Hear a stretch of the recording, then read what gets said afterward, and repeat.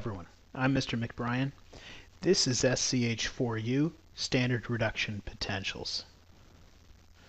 So the Ontario curriculum would like for us to be able to describe galvanic cells in terms of the half cells and use their voltages to determine overall cell voltage.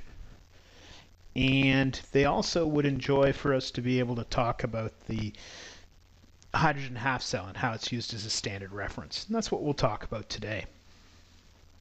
Now, previously we've discussed using metal reactivity tables specifically to talk about which way reactions might go if we put reagents in contact with each other. Well, we're also concerned with the idea of what reactions might occur when we put reagents on two sides of a galvanic cell, like is shown in this picture. So what we'd like to be able to do is take a reaction like this one with, say, zinc on the left and copper on the right, and determine whether a reaction will occur and which way it'll proceed. Remember, one of these guys has to be oxidized and one has to be reduced for a reaction to occur. So we're going to talk about how to use electrochemical potentials to do some predictions of what will happen in a galvanic cell. So to review, the galvanic cell, one reagent's going to be oxidized and one's going to be reduced. And of course, remember the red cat mnemonic. So reduction will occur at the cathode and oxidation will occur at the anode. Well, we need to figure out which way is which. And further than that, what if we had an electrochemical potential that we wanted to produce? We'd like to be able to use the reactions themselves to predict the potential we would see if we set up a given cell. And in order to achieve this, we look at the concept of standard reduction potentials. And because of the way that we separate these reactions in a galvanic cell, we can view these things as a half cell. We can view them individually and then predict what will happen when they're put in combination. But to do this, again, we need a standardized system and we need a reference. So the reference that we're going to report in relation to will be what's called the hydrogen platinum electrode. And this beast is kind of interesting. So here's a cartoon of it here. What we have is hydrogen gas being bubbled through the electrode at a pressure of 1 atmosphere. We have a platinum wire in contact with an acid solution, 1 molar protons. And what sets up is essentially an equilibrium reaction. So the protons can be reduced to hydrogen gas, but equally the hydrogen gas could be oxidized to protons. So the reaction can go in either direction. And whether it occurs really depends on what is attached to it, what the other half of the galvanic cell is. So once we have this reference then, concentration 1 mole per liter, pressure of 1 atmosphere, as pure as possible, a platinum electrode, 25 degrees Celsius. Once we have this set of conditions, we can measure any other cell in relation to this one. And when we do that under standard conditions, we call that a standard cell potential. So because the process, remember Le Chatelier, because the process is dependent on concentration, we have to standardize these things. So we're standardized at 1 mole per liter and a temperature of 25 degrees Celsius. When we do this, we can talk about the standard reduction potential. And what's more, we can predict what voltage we'd see if we set up a voltmeter connecting the two electrodes. We can predict the voltage by simply looking at the reduction potential of the system that's set up as the cathode and subtracting the reduction potential of the system that's set up as the anode. And we get the overall potential for the cell.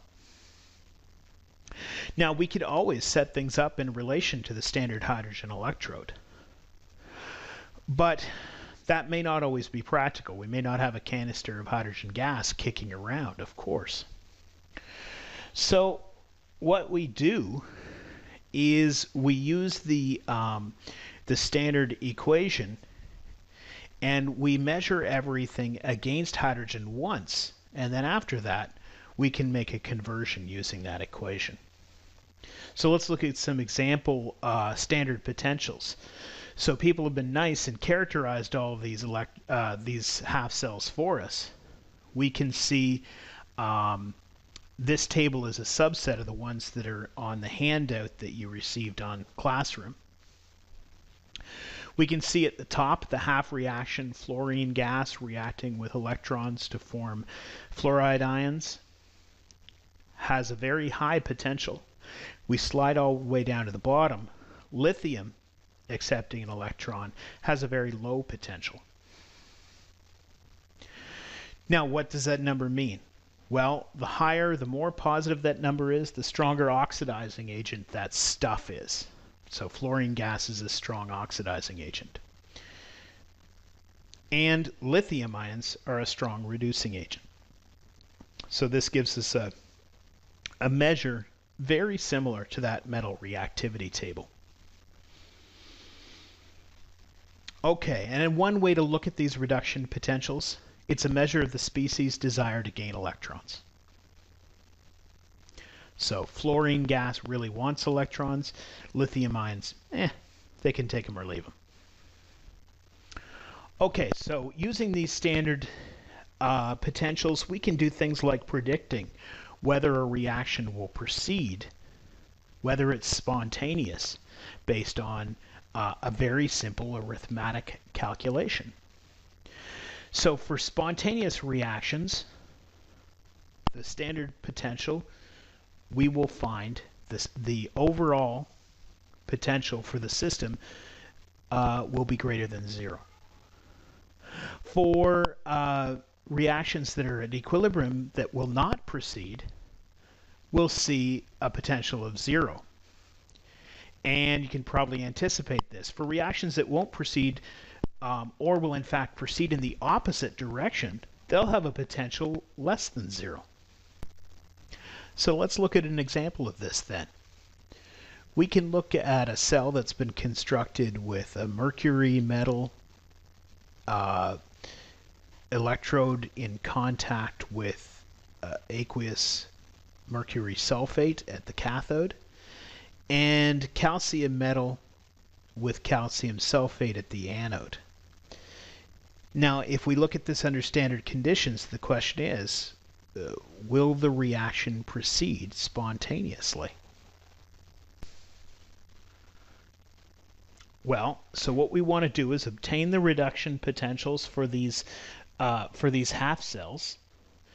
And I pulled this rather than off your sheet, which I could have used. I pulled it off of Wikipedia just because it looked prettier.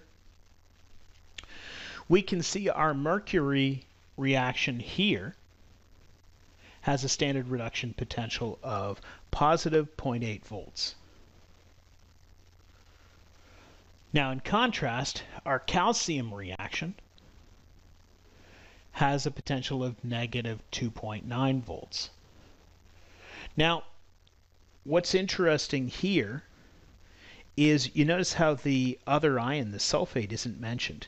We call those spectator ions, and they usually have very little impact on that potential, provided that they're chosen reasonably well. Nitrate, sulfate, these kinds of ions are not significant to the potential. Okay, so we've obtained our standard potentials then. Now, the question remains, is the reaction going to proceed spontaneously? So now we plug it into our simple overall cell potential equation. Now, mercury's at the cathode, so we simply place its 0.8 volts in the equation. But calcium's at the anode, so we subtract its potential. So 0.8 minus negative 2.9 is equal to 3.7. So that's larger than 0. This reaction will proceed spontaneously. So let's look at another one. Let's say we had a cell involving silver and zinc half cells, right? We ask ourselves what potential we can expect and what's the net ionic equation. So again, we look up the cell potentials, and if we are asked which direction will it proceed, all you have to do is look for the most positive potential. If they're both negative, you look for the least negative potential and make that your cathode. Reduction will occur for that one. That one will proceed forward. The one that's less positive is going to proceed backwards. Okay. So what we do then is we take the more positive one and we write it as is. We take the less positive one and reverse it. So you can see here that we've got our this reaction now written as an oxidation rather than a reduction.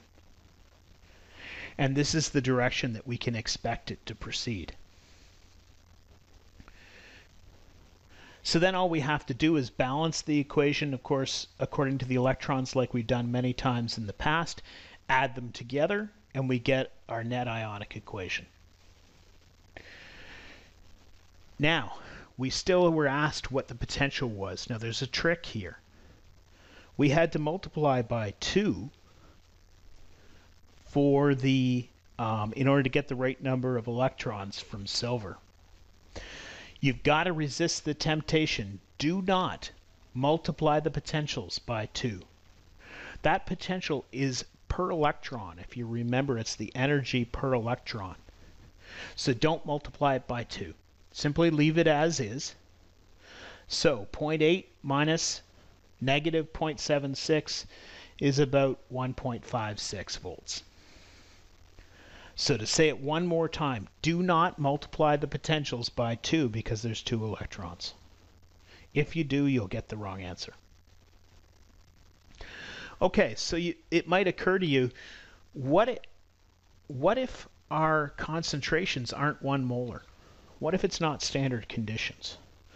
Well, Nernst back in the 30s, he did some work characterizing non-standard systems. And what he found was he could make an expression that accounted for changes in temperature and for changes in concentration.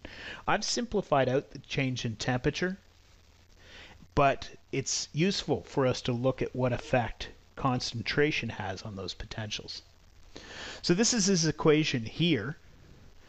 And you notice we've had this superscript 0 through all of our expressions so far. That indicates it's under standard conditions. So when we want to calculate the potential of the cell in non-standard conditions, then we have a correction term. And this correction term is negative 0.05916 over n times log k prime. Sorry, k star. Now n is the number of moles of electrons transferred. K is the equilibrium constant expression with the concentrations placed inside. So this really isn't a very complicated thing to do at all once you find that log button on your calculator. Alright, so let's try one. So if we have a cell like this one, zinc and zinc 2 plus at a very low concentration, silver and silver plus at a moderate concentration, the question is, what potential can we expect? Well, for starters, what we want to do is just note the reactions that are involved. And here they are. Silver has a reduction potential of 0.8 volts. And the zinc has an oxidation potential of 0.76. So we've added in the subtraction right from the start. And we can add those things together and get 1.56 volts. Now, there's 2 electrons, and we did not include those in that calculation, and that was correct.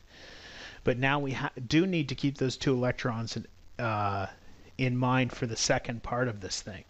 So when we go to build our equilibrium expression, just like we did in the previous unit, because there's a 2 in front of the silver, we have to put a square term.